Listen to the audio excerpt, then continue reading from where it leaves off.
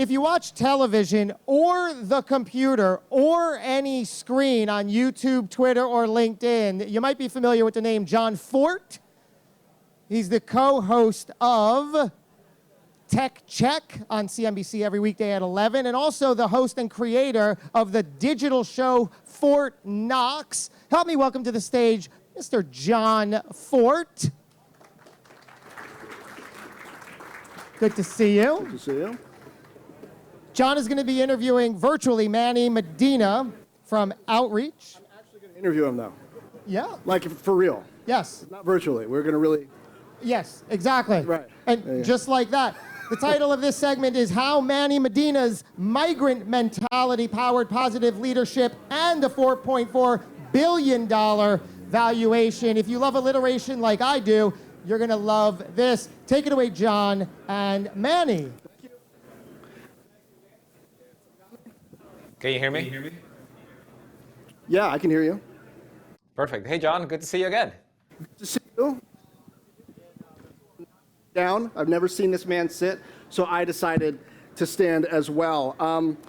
Manny, let's just jump right into it. Good to see you. Let's talk about what Outreach is and what Outreach is doing. Right now, in the pandemic, companies still have to do business. They still have to sell. Relationships still have to happen. That's at the core of what you do. So what have you been inventing? And you're worth $4.4 billion now by valuation. How did that happen? That's right. Well, first of all, thank you for having me. And as many of you know, I actually went to school in Hoboken, so it's good to see so many people there and drive-in technology. So thanks for having me. So Outreach is an engagement and intelligence platform. And what we do is we drive this digital engagement path for sellers to be able to engage with their buyers and to drive conversations that then drives opportunities and then drives revenue.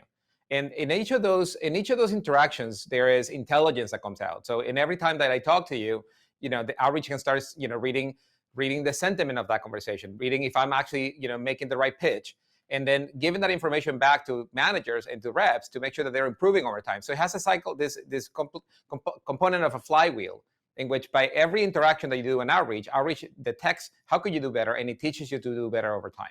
And in this time where we're still a little bit remote, a little bit in person, but we are all digital first. It's super important to make sure that your interactions are happening and happen at quality and happen at the quantity that you need to actually hit your numbers. And you just put out this tool, right? This email tool to read sentiment in email to be able to tell when a sales lead, right, is feeling good versus maybe not as good. Give a little bit more signal into what a company should do in that relationship. That's exactly right. So we've been able to categorize 9 types of objections, anywhere from pricing, competition, timing, wrong person, et cetera, so that you can read that as and when you have a sales team of say 100 people, you need to be able to read that to be able to adjust your messaging and make sure that you're vectoring your team in the right direction so that they're not running into objections as much. As you know, sales is a mental game, and you need to make sure that the mind of a seller is positive and engaged and confident going into this thing. So removing the objections out of the system is super important. So you mentioned New Jersey. Let's figure out where New Jersey fits, right, in your timeline. You're not originally from New Jersey, right? Tell us about where you grew up and what your first jobs were.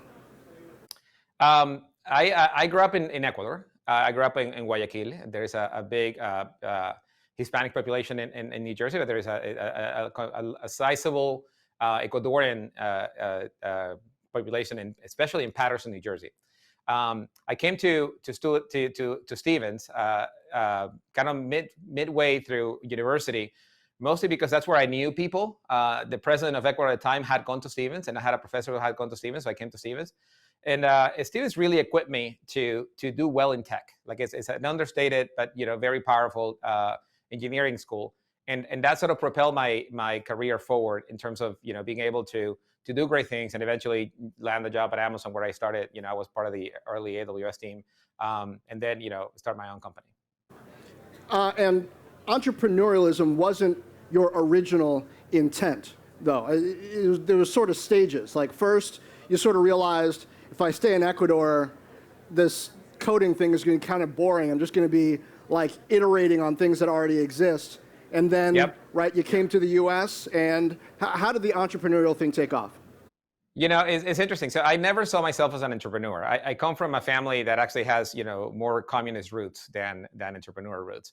And my intent when I started going through university was, you know, eventually I'll become a programmer, a support person for one of the big tech companies like, you know, IBM or SAP or Oracle. And I just saw that future as being bleak. I didn't really want to support somebody else's software. I really wanted to write software. So the moment that I could, I immigrated to the U.S. and I took a few jobs, especially one with a company called Allied Signal that became part of Honeywell now in Teterboro, New Jersey. And that's when I had my real sort of like, you know, real life coding job, working on autopilots. And that just blew my mind. The fact that a little kid like me from Ecuador can work on an autopilot. So, you know, that beget the question, you know, what else is possible in the U.S. And, you know, working my way through school and then, you know, through my master's degree and everything, you know, it's kind of like a game of you know, you discover new things and you change your mind. So it was a lot of changing my mind about what I could do and about getting out of my own imposter syndrome that, you know, immigrant, you know, Hispanic kids don't start companies, right? They you know, at best they can get a good job and have a big house. And, you know, by doing that, you already improve your standard of living. But as I continue down this path and this journey, I was like, you know, there's more out there. There's more possible. You know, this country gives you all sorts of opportunities. And the ability for me to discover that was really important as I eventually met my co-founders and we decided to just, you know, go for it and start a company. Now, that wasn't easy either. And I still have the same sort of problems of being a Latino immigrant. But, you know, over time, you get comfortable in your own skin. You know, more other Latinos, you know, become a prominence, and that helps us. That helps us all. The pattern matching thing from investors can be a challenge. Tell me about your fundraising process once the outreach idea got started. Like, some people I talk to, some entrepreneurs, fundraising is easy. Usually if they're coming out of Stanford, you know, people just kind of come to campus and give them some money. That wasn't your story. No, not at all, John. As you know, when I started fundraising for outreach, I got turned down a lot. So, you know, it's easy to get a meeting with a VC, but it's very hard to make them part with their cash. And, you know, I did not fit the pattern. I'm not white. I'm not from Stanford. I do have a computer engineering degree, but it didn't really matter. You know, I got turned out by a VC that I actually just ran into one of the partners not too long ago because I wasn't technical enough. And it's interesting because that person didn't even know, you know, that I coded for a living for a while, but just the pattern didn't match. Right? Like, you know, when you look more like their gardener than, you know, somebody they will fund, you know, they just run into this wall. And I run into that wall, and I couldn't convince them. So, you know, I played to my strength. And one of the strengths of, you know, having an accent and being Latino is that we're charming and we're different and we are engaging and we are memorable. So instead of raising from VCs, I raised from angels. So I have about, you know, 40 angels on my cap table right now of people that I met one-on-one, and I told them my story and I told them the idea and I got them excited about what's possible. And they, you know, between $10,000 and $20,000 and $30,000, you know, a year later, I raised $500,000 on the back of individuals. And that gives you a lot of momentum because now you have a team that is backing you. You see what I mean? And that allows you to then propel into the next stage, which is fundraising from institutional capital. But that's my recommendation to you know, to all, you know, minorities or Latinos and blacks and anybody who's not, you know, from central casting is to go and build your own network and lean into the memorable, lean into the different, because that will give you success. Tell me now about the difficult period. There was a point when you were building the company, just getting ready to really start selling the product, and then the product's not really ready. Thanks, John. One of the core outreach capabilities is automation. It's the ability to look at an email and figure out whether that's a response to a previous email or not. And if there's not, you know, continue to follow up with a prospect in some kind of touch, either a call or a LinkedIn message or a package, some way that you continue to move the workflow. Well, when we started outreach, that automation did not work. And, you know, we were selling outreach because we were running out of cash. So I'm selling a lot of the products. I'm making a lot of contacts and selling a lot of the product. And we're running into this issue that the automation is not firing, you know, 100% of the time. It's only firing about 80% of the time. And when automation doesn't work, people don't trust it. When people don't trust it, usage stops. And when usage stops, we all lose. And the automation wasn't working. So we huddled as a team. And I was talking to my co-founder, Gordon, who got really worried, and then he sort of went off for a walk and thought about it and came back and he's like, I had an idea how to fix this, but it will take me to rewrite the entire reply detection software from scratch. I think I know how to fix it, but I need 2 months to rewrite from scratch. And I'm like, Gordon, I don't have 2 months. I have a month of cash in the bank. What are we gonna do? And sort of like you go through that anxiety, and then you go through the pain of being an entrepreneur that is not successful. You know what I mean? Like you're matching the pattern of what is expected of me. 99% of entrepreneurs fail, but if you are a minority entrepreneur, it's almost 100%. So like I'm thinking of myself, look, I'm just falling into this, into the big bucket of failures. And then after talking to my co-founders, they gave me this energy that day after. I'm like, we're gonna do it. So instead of selling the software, I'm gonna sell bits of the company, which is fundraising. So I re-vector my energy to go and fundraise from individuals. Like I mentioned, I fundraise for over 40 angels. And that bought us enough time. It's like every week I will close a $10,000 check. And by closing the $10,000 check, that makes payroll. And that gives us another month to play out. And then, I got really good at that. And before you know it, the product is working and the money's in the bank and we're up and to the right. Now you're 1,000 people. I first met you. We haven't been physically in the same space yet. We've talked a bunch of times. We haven't been physically in the same space yet. But I met you during the pandemic itself. I'm there in spirit, John. I'm there in spirit. In spirit. Your mindset as a CEO, as a founder, both helping your company survive and growing it during a pandemic. What did you learn? I reflect that there is 4 stages of motivation that have driven my life as a founder. So the first one is fear. I'm motivated by not failing, by not letting a customer down, by not letting my co-founders down. And that really, drove me for a while, but it's exhausting. It's exhausting to wake up afraid every day. And once we noticed that we had product market fit, that customers are really using it and driving value from it, the next sort of like motivation is greed. Like, oh my God, look at us. We really made it. Like, we have product market fit. We have all this customer, we have all this growth, and now we have all this money. And then you get a sobering call from a customer saying, hey, your product is not working. I need you to fix it. I actually it's 10 o'clock in the morning in New York. I send my team out for early lunch. You have 2 hours to get this software back up and running and get my team selling again. Because if you don't do it, we're not selling. If we're not selling, we're all failing. And when that hit me, immediately replaced greed with a sense of duty, in that I'm doing this for others and others depend on us. And when you operate from a sense of duty, the calling is much higher. The energy comes from the outside, not from within. And you're drawing energy for all your users and from everyone that depends on you. And and what I'm working now is trying to do this out of love more, out of love for my customers, love for my team members, love for even my investors, because everybody's part of this ecosystem and this new journey. That at the end of the day, we have other things that we could be doing with our life, but we're here. So why not love it? Yeah. When you look at what's happening in the market right now, what customers are demanding during this time when physical goods are so hard to get from A to B to C, there's more reliance on digital goods, digital processes. How has that shifted either your aggressiveness in approaching the market or even your product roadmap and what you've seen the needs are?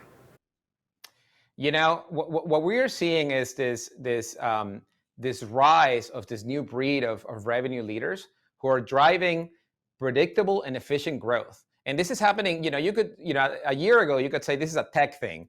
And, when COVID hit and you saw the massive valuations for tech companies, you thought, this is just a tech thing and will never migrate. Now we're seeing this across the board. We're seeing that in healthcare. We're seeing in manufacturing. We're seeing in telco. The ability for you to, drive predictable growth in making sales into a science and stop this, relying on gut and sort of intuition to really drive it by the numbers. It's really what's, it's a full-on momentum. And what you will see is that it's no longer acceptable to drive growth by all means or to spend more in marketing, that you're making back by trying to make a number. No.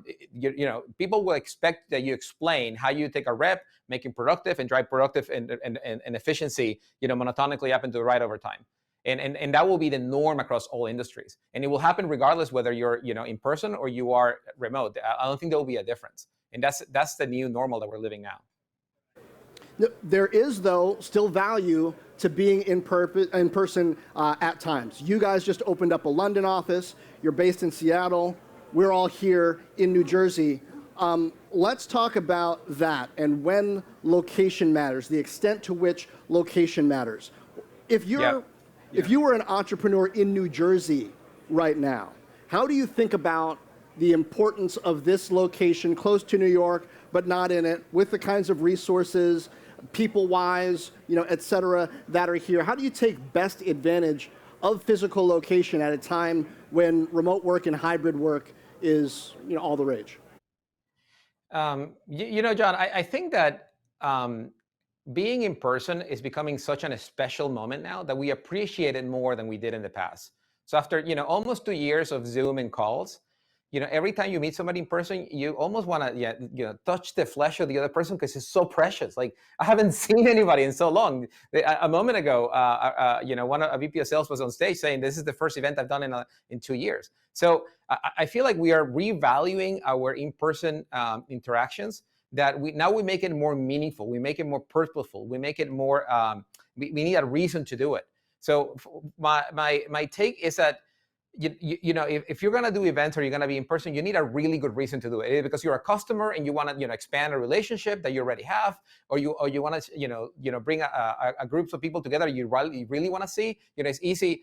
For instance, there's a conference, a Morgan Stanley conference next week, and a lot of the reasons people are going is because other people are going. So the ability for you to create this sort of momentum around, like, who do you want to see and who do you want to be seen with, is generating this ability to really get in-person events going. And as long as you make it safe, you got COVID tests and people are vaccinated, I think that we're going to see a resurgence of in-person, but it's going to be different. It's going to be more purposeful. Is the economic development case that has to be made to an outreach? There are lots of cities that would love to have the next outreach office and say, hey, a hot tech startup, $4.4 billion valuation. They located in, I don't even know if you call it an office anymore, here. They've got people here. What's the case that they have to make to you now in terms of what the infrastructure is, what the amenities are, what the policies are to get you to say, yeah, that's a place that we should look at? I think that the lady who was here before made a point in that when we look at an office now, we look at a number of vectors. So one is, the talent that is there, a number of universities. But the second one is actually how diverse the population is in that area. We have signed a diversity pledge in which, within 3 years, we're going to have the same diversity numbers as the rest of the U.S. global population. So that means, 50% men, 50% female, a number of Latinos and a number of, other ethnicities, and all have to, for us to get there, we need help from areas that can bring us, that diverse culture. And so, most people brush it aside and say, that's not a really important factor. For us, it is.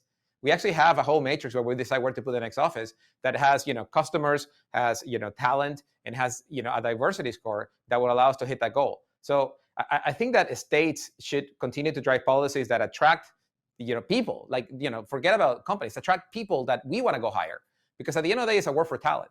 So if you have the right people of the right caliber, of the right makeup, then we'll be there. It's Q4, so we're already thinking about 2022. When you think about your goals and Outreach's goals for 2022, probably different from 2021, where survival was high on the list, just like physically, certainly, and also just keeping the wheels on the institutions. What do your goals look like for 2022? So it's continued to grow our footprint in the U.S. and worldwide. We're 1,000. We just crossed 1,000 people a couple of weeks ago. We're probably going to grow another 50% people-wise, but we're really also going to grow, 50 to 60% of my customer base, and continue to drive that top line.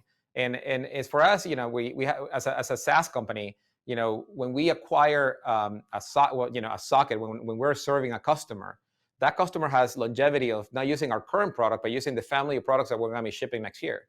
So the ability for us to be able to empower a rep to do their work remotely and build pipeline remotely, and then empower the rep to be able to manage their business remotely, and then empower the rep to be able to be coached remotely. Those are all the family of products that we're shipping next year that makes every rep, more efficient and every rep more valuable to us. So that's what we're really excited about is, becoming this multi-product company, continue to drive top line.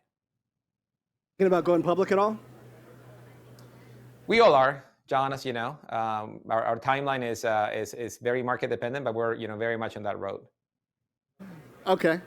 It's a quick answer. I won't dwell on it because I know how it is. Nobody likes to talk too much about going public till they are announcing that they're public, actually. Right? The Right. S1 comes out and then they're like, can't talk about that. And then all of a sudden they're public. Talk to me about Seattle right now and your feelings about Outreach's place in that city itself. You know, I really appreciate Seattle for building a company. I think it would be much harder for us to build something in the other natural places for startups like like the Bay Area, et cetera. And Seattle has a huge pools of talent that are mainly driven by Amazon and Microsoft, and lately by Facebook and Uber and Expedia and these others. So being a mid-sized kind of small company in this world of giants is actually an advantage in that. If you want to make an impact, if you want to see, your code or your salesmanship or your marketing skills, really drive an outcome for the rest of your team and for the company, you can come and do it here. So for us, it's kind of like being a big fish in a small pond, in that, we really get a lot of benefit from being, small but loud. Manny Medina, co-founder, CEO of Outreach. We got to do this in person sometime, but this is good. I absolutely would love to see you, John. It's been too long. Take care. Thank you. All right.